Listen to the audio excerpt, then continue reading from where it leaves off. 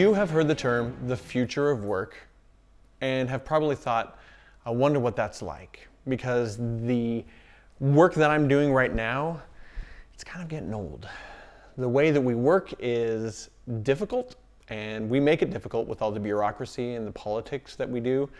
So please tell me that the future of work doesn't have any of that. Well, I can't promise that, but I can give you 11 characteristics of what I think the future of work would look like.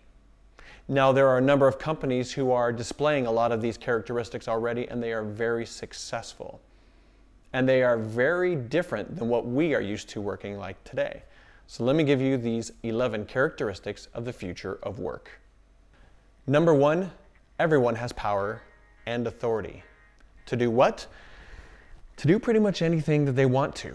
If they need to buy a $100,000 tool, they have the authority to do that. If they want to change their role, they have the authority to do that. Now that may sound like chaos, but actually it's very organized and actually lets a company flow with the needs of the business. So we don't get stuck in patterns where, we could have taken advantage of that had we been a little bit more nimble or a little bit more agile.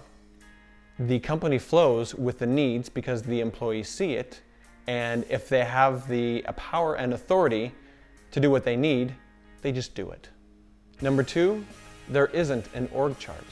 If you think about an org chart, it has the power and authority at the very top and then trickles down from there. If you give power and authority to everyone at the company equally, then there doesn't need to be this organizational chart, at least traditional organizational chart. There are groups and there are possibly even departments, but it isn't organized quite the same way. It can be much more fluid and much more flexible than the rigid organizational charts of today. Number 3, there aren't any traditional job descriptions. That allows me to take on roles very quickly. If I see a need, I can just go and do it. And I can take on that role if I feel obliged, or I can help someone take on that role themselves. But that allows me to be fluid, that allows the whole company to be fluid as needed. Number 4, there isn't any traditional management. And if you think about it, if everyone has power and authority, then how can there be one person over a whole team? Now that may work as a group because one person has more expertise, but besides that, they don't have any more power and authority to make anyone do anything. And so things are run quite differently. Number 5, there isn't an HR department. And upon hearing that, many people think, yes, no HR department, nice. But then they think, wait, there's no HR department. What do we do? Actually, if you need to hire someone, you go ahead and do it yourself. Or a group of you can get together and say, you know what, we need to hire someone. I recently was talking with a group of people who said, we would love to hire someone, but they didn't come in at the right level. And in fact, the requirements didn't allow us to hire this one person who was perfect just because they didn't have a master's degree. And we still have the position open today. Instead, we can, with the power and authority spread out across us, a group of us can get together and say, we need to hire a person. This person looks perfect for this role. Let's do it. Number 6, that's not my job, doesn't exist. Because it is your job. It is everyone's job. Because the roles can change, you can't say that, oh, I'm not going to do that just because.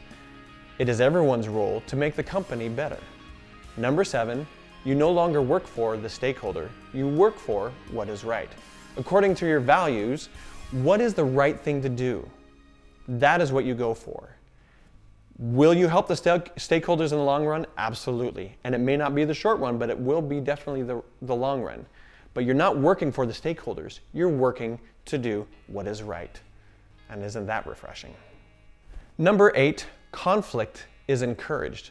Because if you think about it, right, as we all see it, may change according to values changing within the company, according to needs of the industry and the needs of the people around us, according to the environment, according to a lot of different things.